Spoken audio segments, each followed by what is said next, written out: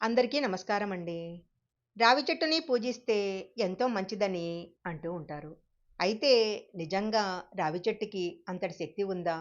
నిజంగా రావి చెట్టును పూజిస్తే ఎలాంటి ఫలితాలొస్తాయి? మొదలైన అనేక విషయాల గురించి ఈ వీడియోలో మనం తెలుసుకుందాము. రావి చెట్టు పవిత్రమైన వృక్షాలలో ఒకటి. పురాణాల్లో కూడా ఈ వృక్షాన్ని గురించి ప్రస్తావించటం జరిగింది. రావి చెట్టుని విష్ణు స్వరూపంగా భావిస్తారు. రావి వృక్షాన్ని అశ్వత్థ వృక్షము అని కూడా అంటారు. ఈ వృక్షాన్ని పూజించటం వల్ల పుణ్యం కలగడమే కాకుండా జన్మజన్మల పాపాలు కూడా నాశనమైపోతాయని భక్తులు నమ్ముతుంటారు. రావి చెట్టు మొదట్లో విష్ణువు, కేశవుడు, నారాయణుడు, రావి చెట్టు ఆకులలో హరి, రావి చెట్టు పండ్లలో సర్వదేవతలు నివసిస్తారు.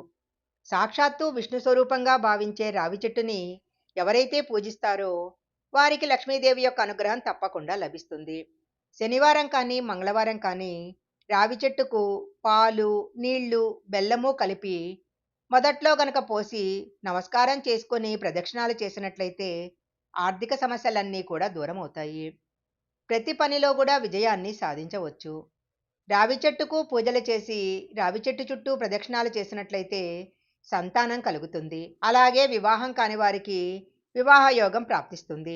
రావి చెట్టు ఆకులలో దేవతలు నివసిస్తారు కాబట్టి ఏదైనా ఒకరోజు పర్సులో రావి ఆకు పెట్టుకోవాలి.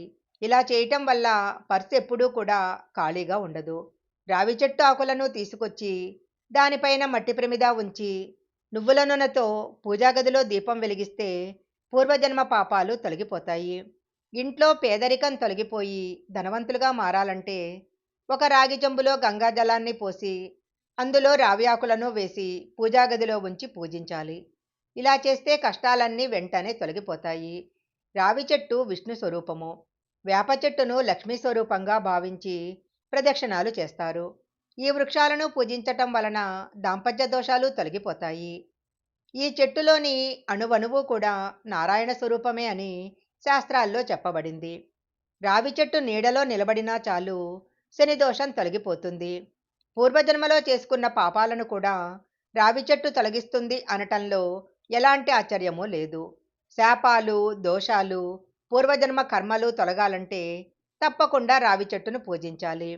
పుట్టిన వారాన్ని బట్టి రావాకు మీద దీపం వెలిగిస్తే జీవితంలో ఉన్న కష్టాలన్నీ తొలగిపోతాయి. సోమవారం రోజు పుట్టినవారు 3 రావి ఆకుల మీద నువ్వుల నూనెతో దీపం వెలిగిస్తే మంచిది.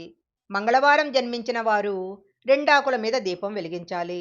బుధవారం రోజు పుట్టిన వారు 3 ఆకుల మీద దీపం వెలిగించాలి. గురువారం పుట్టిన వారు 5 ఆకుల మీద, శుక్రవారం పుట్టిన వారు 6 ఆకుల మీద, శనివారం పుట్టిన వారు 9 ఆకుల మీద దీపాలు వెలిగించాలి. ఆదివారం రోజు జన్మించిన వారు 12 రావాకుల మీద దీపం వెలిగించాలి. 11 రావి చెట్టాకులను తీసుకుని వాటిని శుభ్రం చేసి గంధంతో శ్రీరామ అని పేరు రాసి వాటిని మాలలాగా తయారు చేసి హనుమంతుడి మెడలో వేయాలి. ఇలా చేయటం వల్ల డబ్బు సమస్యల నుంచి విముక్తి లభిస్తుంది. ప్రతి శనివారము రావి చెట్టు కింద ఒక నెయ్యి దీపం వెలిగిస్తే జీవితంలో ఎదురయ్యే సమస్యలన్నీ తొలగిపోతాయి. రావి చెట్టు ఆకులను దిండు కింద పెట్టుకొని నిద్రపోయినట్లయితే అప్పుల బాధలు తొలగిపోతాయి. ఎలాంటి అనారోగ్య సమస్యలు రావు. శనివారం రోజున రావి చెట్టుకి నీటిని సమర్పిస్తే లక్ష్మీదేవి అనుగ్రహం లభిస్తుంది. అలాగే శనివారం రోజు రావి చెట్టు కింద దీపం వెలిగించినట్లయితే ముక్కోటి దేవతల ఆశీర్వాదాన్ని పొందవచ్చు.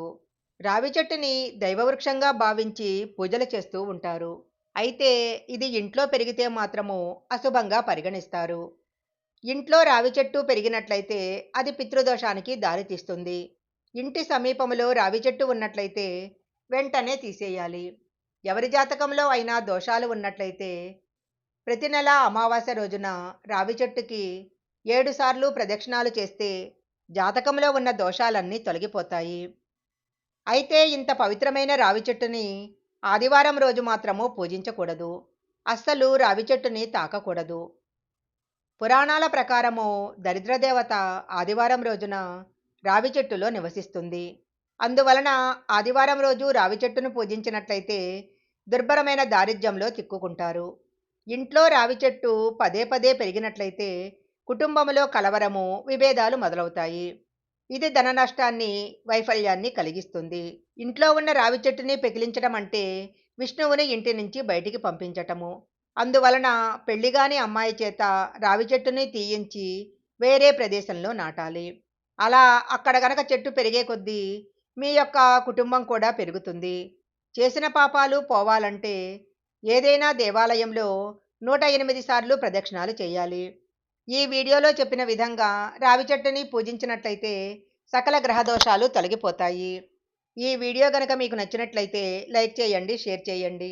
ఇలాంటి మరిన్ని వీడియోల కోసం మా ఛానల్ సబ్స్క్రైబ్ చేసుకోండి.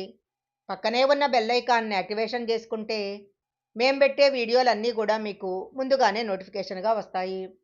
మరొక మంచి వీడియోతో మళ్ళీ కలుసుకుందాం.